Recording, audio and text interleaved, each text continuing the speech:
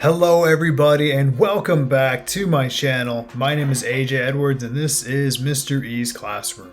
So recently in the really friendly confines of Twitter and YouTube and Instagram and Reddit, there's been a lot of controversy created by people who are really starting to have a negative opinion about public education and the state of the curriculum that students are being taught in the K through 12 level. And that's why I am excited to introduce you to a new series that I'm going to create in which I sit down and talk to teachers of different disciplines and really hash out the rationale behind why we teach what we teach and why it's important for students to learn the content that's being presented to them, especially in the secondary level. I want to talk to math teachers, I want to talk to science teachers, I want to talk to English teachers, history teachers, art teachers, theater teachers, music teachers.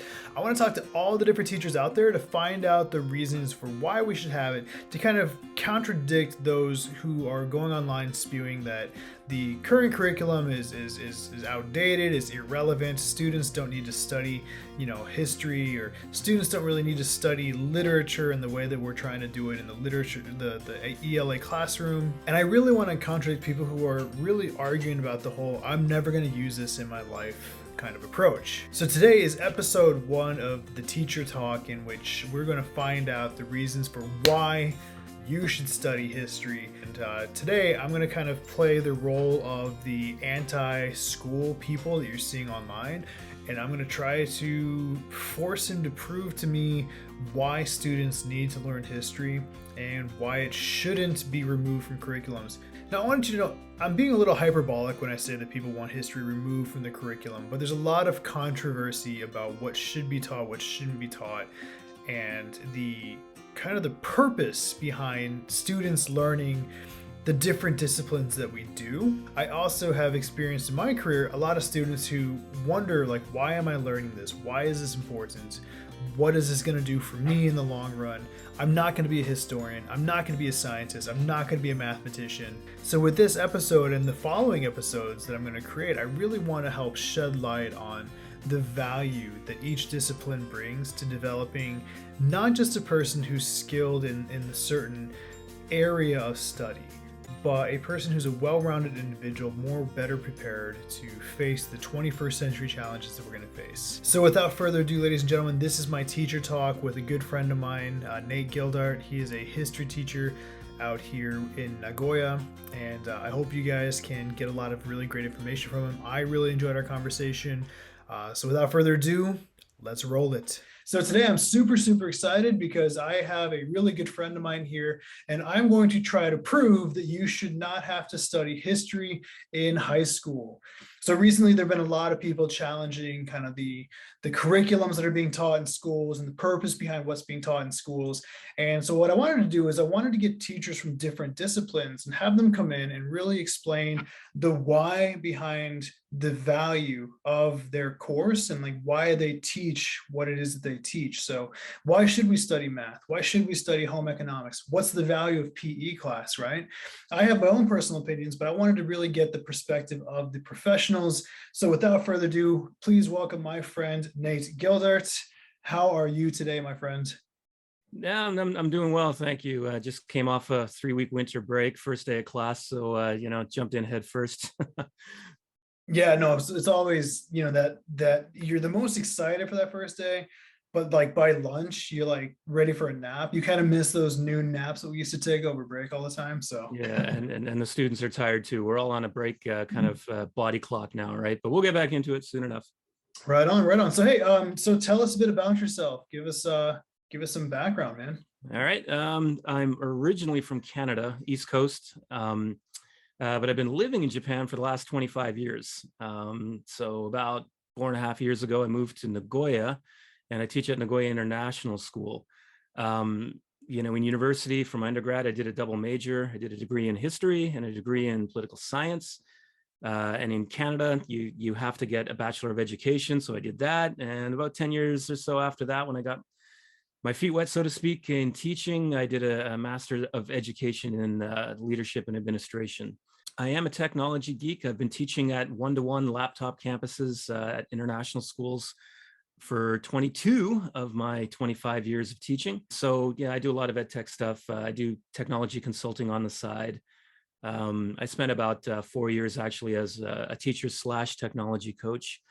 I coach soccer. I lead a TED Ed club and Model United Nations clubs. I enjoy that kind of stuff, and being a history teacher, and I teach DP history at NIS, and I teach middle years program individuals and societies. For non-IB people, that's kind of like social studies. And we take an interdisciplinary approach. Actually, we don't teach a semester of geography, a semester of history.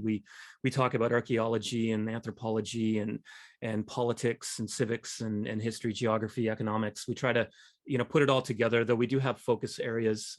Kids in grades 6 and 7 look more at archaeology and anthropology than we would at later grades, kind of thing. But that's kind of what I do. Played in a rock band up until the pandemic. Hope to get that started again. Yeah, it's a lot of hobbies and that kind of thing. Have a YouTube channel and website called Social Studies Samurai. It's a work in progress, so feel free to have a look at it, and contact me with suggestions to make it better. Right. Anyway, that's it in a nutshell, I guess. Well, hey man, so before we get really into the meat and potatoes of today's teacher talk, I gotta ask, I asked this to all of my people that I have on, what are you reading? Well, I just finished a book actually that I really like. It's called Truth, A Brief History of Total BS, except the words written out. That's one that I finished over the break. I've just started one too, actually, called How to Lie with Maps, which that's something even with my website and YouTube channel, and for my classes too.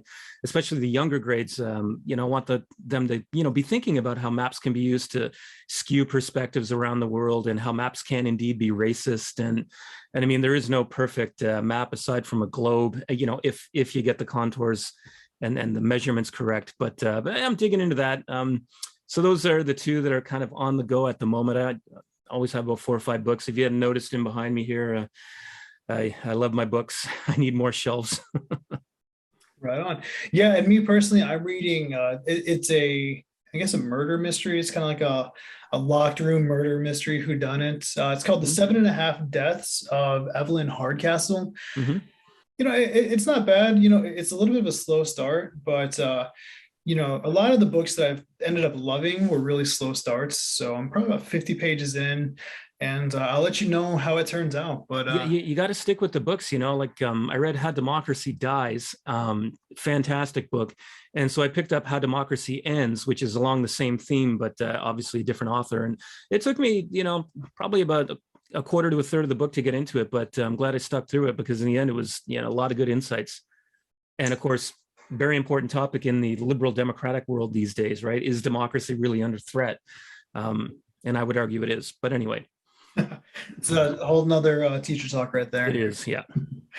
All right, so Nate, I mean, I know obviously, we're teaching on a more international level, but we both have strong connections with education, not only Western style of education, but also both being teachers in the United States and in Canada.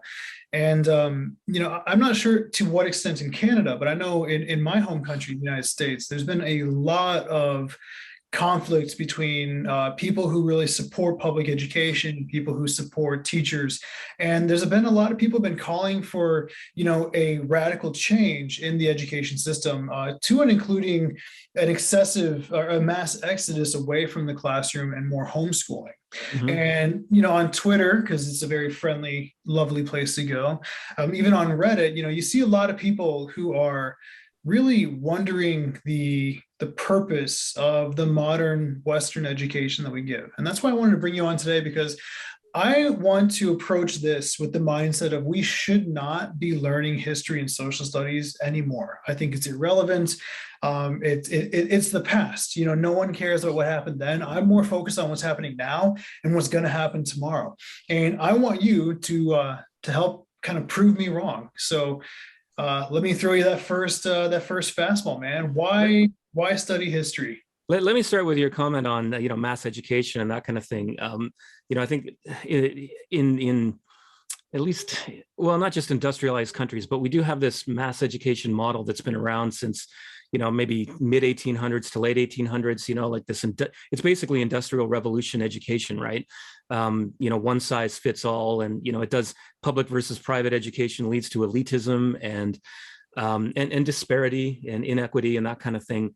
I do feel that we've got to kind of fix the model that we have.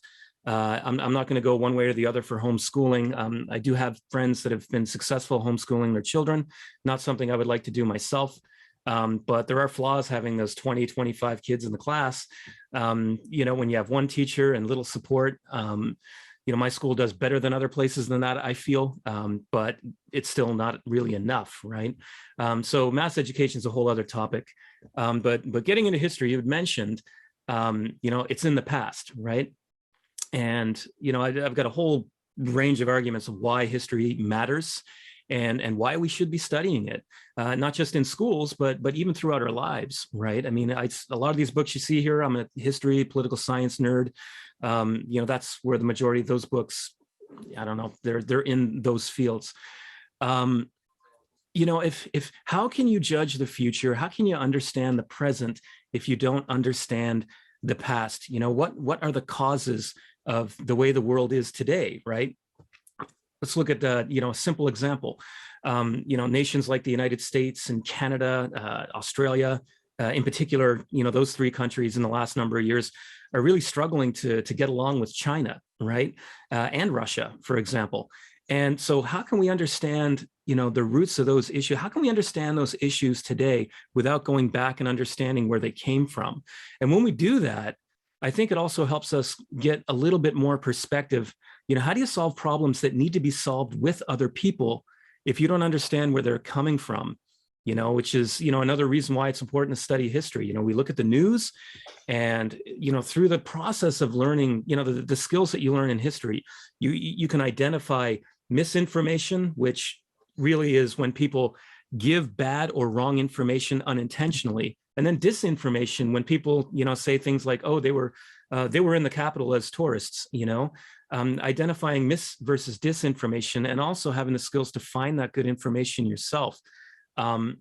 So to understand the present, the main idea I want to, point out just in this point, we got to go to the past to understand the present. And, we can use that to get the dialogue going to, it sounds pie in the sky, but achieve a more peaceful world. And we do live, comparatively speaking, in a more peaceful time now than we ever have, right? So you want to know why people, why conflicts, even human conflicts like climate change, we have to look at the past to understand what's happening now. And, if we look at the past, sorry, I'm long-winded here, but if we look at the past and try to evaluate the solutions our leaders tried, we can see what failed. Now, of course, the past is different, right? There's different economic conditions, social mores change. But if we look at the past, it'll give us some kind of idea of how we can plan for the future, if that makes any sense. So to my knowledge, and this really hurts my heart to say it as a history and English teacher, but to my recollection, history is all about learning names and dates. And you learn a name, you learn a date, you draw a timeline, and then you test it on the timeline, and then kind of that's that, and that, I think, is the impression of a lot of people regarding the purpose of history. But what exactly does it mean to learn history, at least through your experience as a teacher? Well, I mean, this kind of connects to your last question, actually. To help students understand that, yes, some names and dates are kind of important, but we can Google that and then find the most accurate information. What is the most legitimate or most likely response to whatever I'm trying to find out? I mean, you heard it here, everyone. Google it. There you go. But what I'm saying with Google it, well, I prefer to open books and look at, archives, like, the Internet Archive, for example, has so much cool stuff in it. Internet Archive, based in San Francisco. Everybody check it out online. But when I say Google it, though, I'm not saying like just go to Google. I mean, go to whatever search engine you want, go to, whatever database you want, JSTOR or, any university database. The skill that you learn, by learning, social studies, individuals and societies, history, econ, is being able to evaluate your information and your sources and deciding, is this reliable or not, right? That research process. But to get beyond that, oh, history is just about names and dates. It's about connecting the past to the present. One of my DP history classes, for example, we're going into talking about authoritarian states of the 20th century, right? Italy was an authoritarian state under Mussolini, Germany under Hitler, China under Mao, and still is really under Xi Jinping. Mind you, a different version of authoritarianism. So by talking about, well, okay, so beginning with this unit, basically, well, it comes from this book called How Democracy Dies. They have this, chart of, these are the habits of an authoritarian leader. These are characteristics. So I took that and I did a little bit more searching online, and I came up with my own. And I had students, all right, choose a leader today, do some research, and to what extent are they an authoritarian, based on this criteria. And again, that's subjective, it's teacher made. But at the same time, it's getting them thinking about, okay, we're going to be learning about these people in the 20th century, but we can think that, oh, wait, this is still going on here. And the idea is to understand and identify authoritarianism, right? And that's an important skill. So it's not just, names and dates and events, and it's not just a bunch of dead white guys that, decided to write the history. I mean, we've heard that before, right? That cliche, like history is written by the victors. And to some extent, you could argue that's true, right? Which gets to whose history, right? Social history is very important. You look at the American Civil War, what were African Americans doing? Slaves, right? What were, women and teenagers doing? Feminist history. Why is it that we don't really see as many books on women and their contribution in history? There've been a lot of exceptional, women leaders throughout history. But again, why is it our textbooks, the way they are, really not so representative, often written by, men than women, even in the field of historiography, right? You see far more men than women. It's starting to change, I would argue, just based on documentaries that I watch. But, history is breathing, it's alive, it's real, and it connects to the present. And the skills we learn in history help us navigate the present, I guess you could say. Going back to the idea of, you said history is living, it's breathing, and even today but my question is, if it already happened, like why study something that's already happened? A lot of times my students, or even friends of mine, like when I was going for my undergraduate in history, some of my friends are like, yeah, but like, we know what happens. It's done. Well, two things. All right. One thing that we do in history, I emphasize understanding historiography, right? If you're looking at an orthodox perspective from, like Canada, the United States, Britain, then, World War I, World War II, Germany, you're bad, it's all your fault, kind of thing, as an example. But if you look at sorry, I was going to say postmodernist, but I'm thinking more of a revisionist historical perspective. You're saying, well, hold on a second here. Let's look at the economic conditions. Let's look at the political conditions, such as, imperialism and the alliance systems that existed. An economic determinist would, say like, well, hey, let's look at the economy, in the 1930s. Germany was making its way back into the international fold, and then the Depression happens, right? So there's different ways of looking at history. And that has changed over time, right? So, if we were to keep the textbooks that, I used when I was in high school, I mean, I graduated in 1991, I remember the first textbook I used as a history teacher, which would have been in 1995 to 96. It was called Modern Perspectives, and the edition we were using was published in 1968.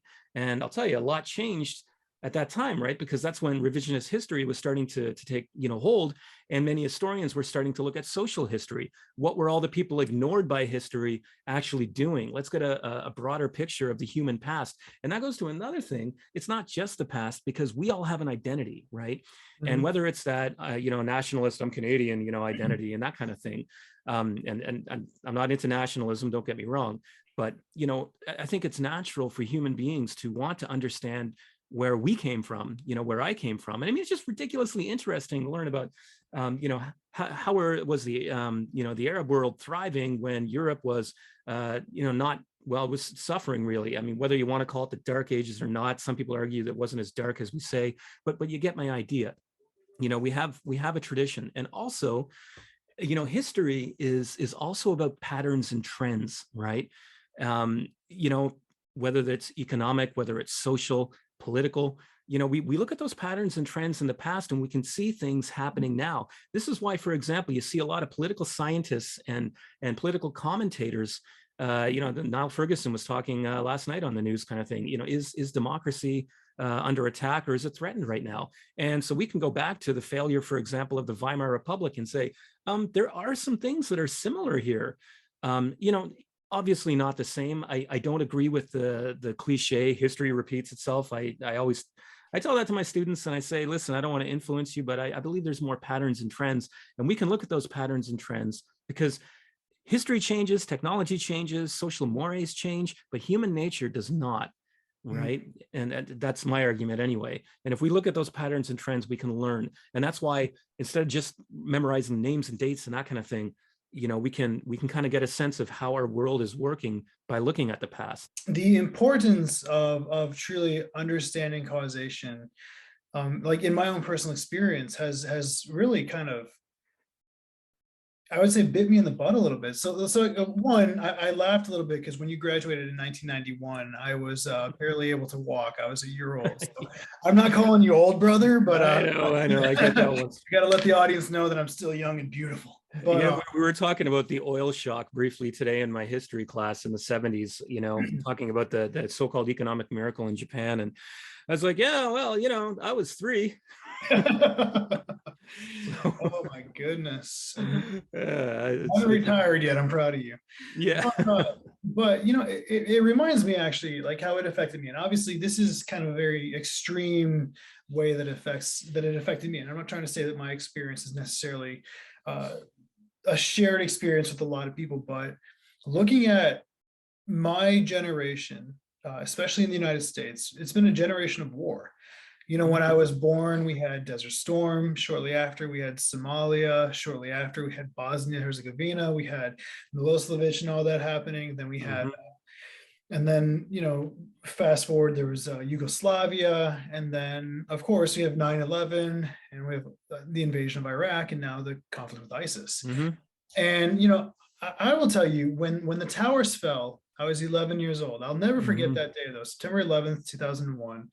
I was in Northwest Elementary in LaSalle, Illinois. I remember Miss Hicks, the librarian. She came in, she brought us to the library. The TVs were there. And I didn't really understand what that meant. And then fast forward, 9 years, and May 2nd, 2011 was my very last patrol in Afghanistan, the day bin Laden was killed.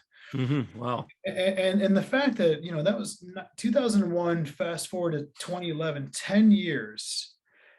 And something that happened 10 years ago was such a strong impact on me. But then you circle back even further and further, and you wonder, like, what caused these people to attack the United States? Why did we invade Iraq in 2003? Like, what made Saddam so dangerous? What made him, and I don't want to get into like the politics of that war, the righteousness, the wrongness, but the idea of like that affected me so much that I wanted to know. And my father's a Desert Storm veteran. So, the idea of like what's happening now doesn't just happen. That's right. There is a long line of events and sequences and, like you said, patterns that really create the modern world we live in. And like you said, to be ignorant of causation, truly leaves you, for lack of better terms, like alone in the dark, and it also, kind of leaves you looking silly. Some people like say things without really having any leg to stand on or skin in the game. And it's kind of like, yeah, but you're not as informed as you think. And to me, being informed is the biggest thing. And that's one of the values I have in history, is it creates an informed society. And I appreciate you supporting my argument with that. Why Yeah, is it important? I think you're making an important point in that, okay, so when you're a little kid and you see this major event, like a horrible, attack on not only the city of New York, but the United States and the way of life, but Yeah, I mean, how do you understand why these people were so angry that they would do something like that? And you go back, you don't see, um, where you have conflict in a nation. You mentioned the breakup of the former Yugoslavia, right? Um, for example, and look at Syria today, for example. I mean, that one's been going on for well over 10 years now, right? Um, in a place where people have a job and they have they're satisfied with their family, their kids go to school, and they're satisfied. But when that happens, people don't protest, they don't rise up. Stability exists, right? So what are the conditions that lead to that instability, kind of thing. And that's another reason why we have to look at the past. We can understand other people, other places, and where they are coming from, and that helps us empathize a little bit before making those simple statements that you're talking about a moment ago. People go to one news source or they read one book and they say, oh, that's it. And as an example, I had a conversation with one of my colleagues today, and he's a former geography teacher. And, we were talking about, in the early 1900s, where I was saying like, well, the average lifespan, wasn't really as long as we thought it was. And then his point was that, well, yeah, when you look at the data, a lot of people died before they were 5 years old, but after that, people lived to their, 60s kind of thing. And that's another thing we learn with history is how to look at, analyze, and interpret data if we know how to find good data, right? Um, and so, we can avoid those misnomers and cliches and things that we thought were true that really aren't. And that's another thing is why, history does change in our approach. We're learning far more social history now, and feminist history, for example, and regional history as well, than we did when I was in high school. I went to one of those classes where I liked history, so it wasn't painful for me, but it was a lot of teacher talk, writing on the board, taking notes, fill in the blank questions and paragraph writing. That's just not the way we do it now. I think history is more engaging. I can't speak for the whole teaching world, but some of the online communities, you see a lot of dynamic teachers asking for ideas and sharing, and it's making us better teachers, and it's helping kids understand what history really is all about. And I'd say that's for other subjects as well. Looking at the idea of teaching history. So one question I have, so you are Canadian and you went from teaching in Canada to teaching in Japan. I'm American. I went from teaching in America to teaching in Japan. When you have a mix of students from an international community, so obviously we have Japanese students, but we also have students who are from all over the globe. So what does history class look like for you on an international scale? Right, that's an interesting question. First, to clarify, I did a 2-year education program. So we did a lot of student teaching. When I graduated, I came straight to Japan. So I can't say I've got experience teaching in Canada. Mind you, in that last year, we do a full semester of teaching, full course load, and by the end of it, do I want to do this for the rest of my life or not? But in terms of international school teaching, yeah, I mean, I think you're a little more heightened in terms of sensitivities, right? I've had classes where I've got 15 or 20 students and 12 different nationalities, right? You know, really trying to be sensitive to perspective. When we're talking about the rise of authoritarianism in China, I do have to be considerate of students that have come from China and may not have been at other international schools because they've grown up with a different perspective.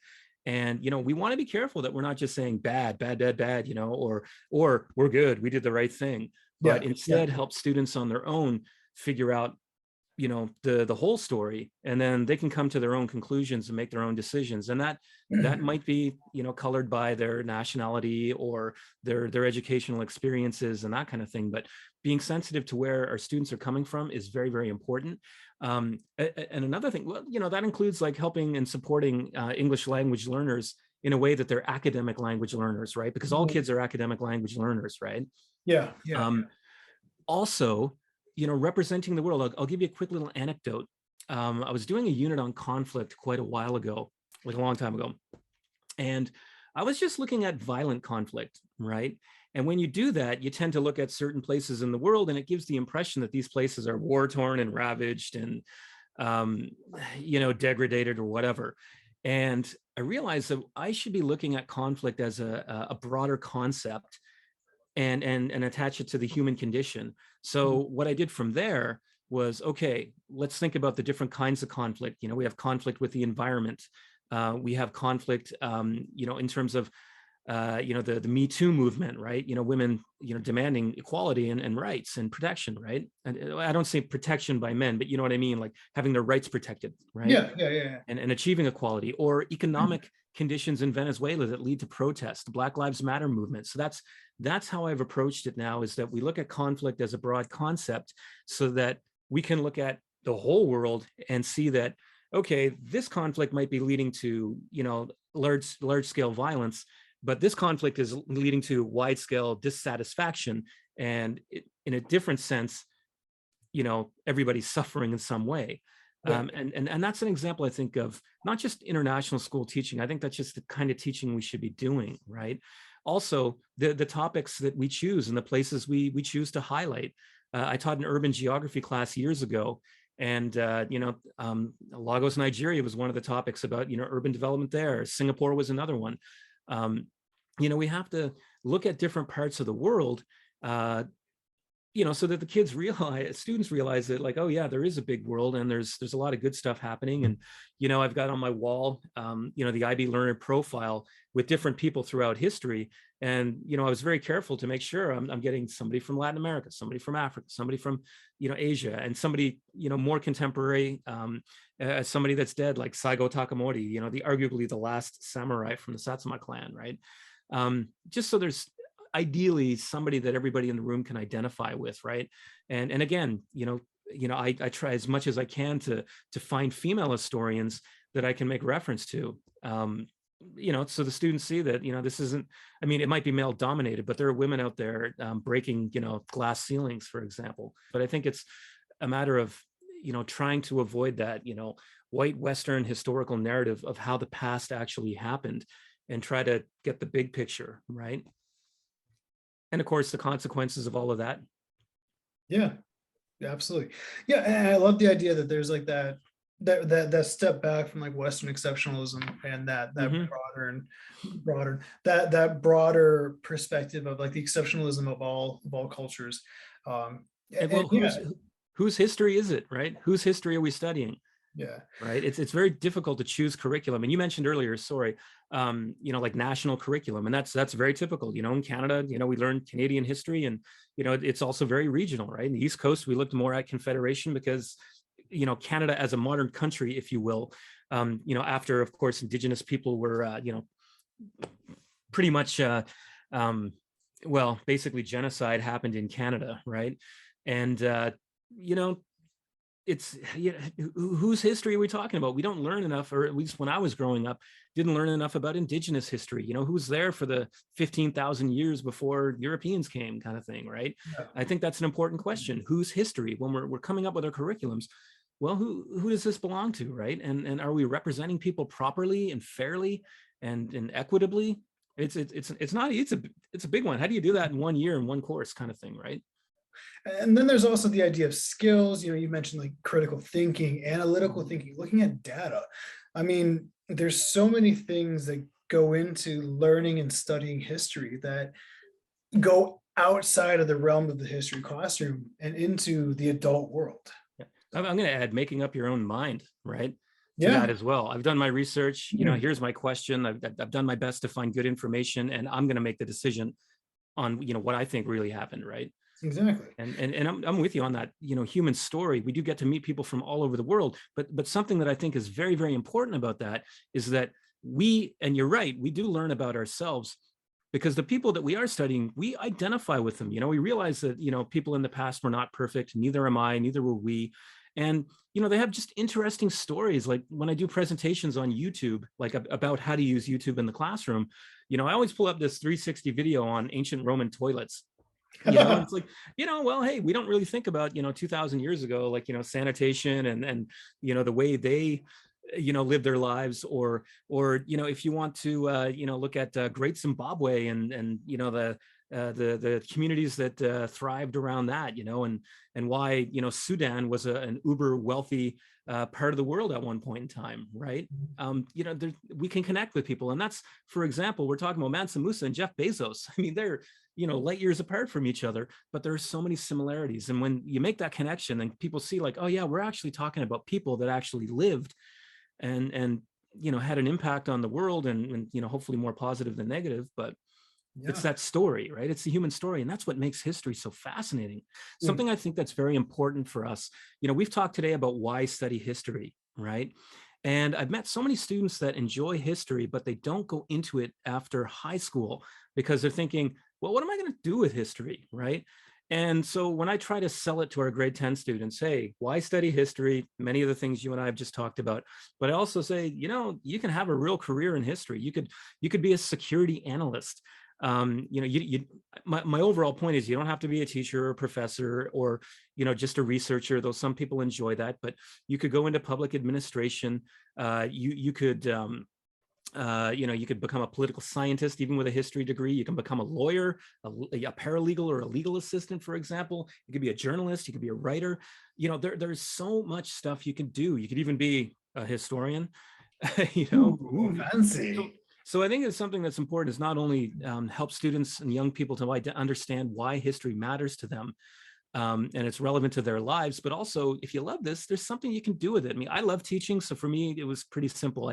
I thought I'd be an English teacher actually before I went into the history program in university. But so yeah, let's get out there and help kids understand that, you can follow your passion and dreams. I just had a student accepted to NYU in their art history program, which I think is fantastic because she took her love of art and her interest in history, and now she's going to make a career out of it, right? Nice. That's fantastic. Oh, it's great. It's great. And she didn't get held back by that, oh, I got to find a real job kind of thing. She's like, I love this and I'm going to make it work. Okay, well, I'm sold. I'm gonna change sides. I started this conversation committed to shutting down history programs at all schools, leaving me therefore jobless. But that's a different story. And no, I totally agree. So Nate, thank you so much for your time, brother. It's been really fantastic talking with you. And before we go, how can we get a hold of you? I know you mentioned earlier, and I'll put it in the description box.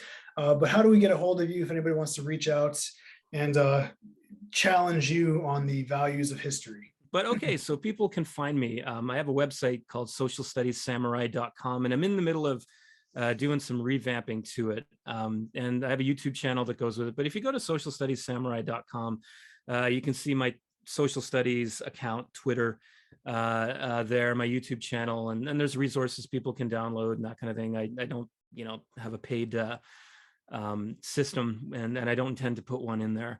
At Nathan Gildart as well on Twitter. That's my education teaching account. That's where most people reach out to me. So yeah, you want to keep the conversation going. You're not convinced yet. I will try to convince you that history does matter.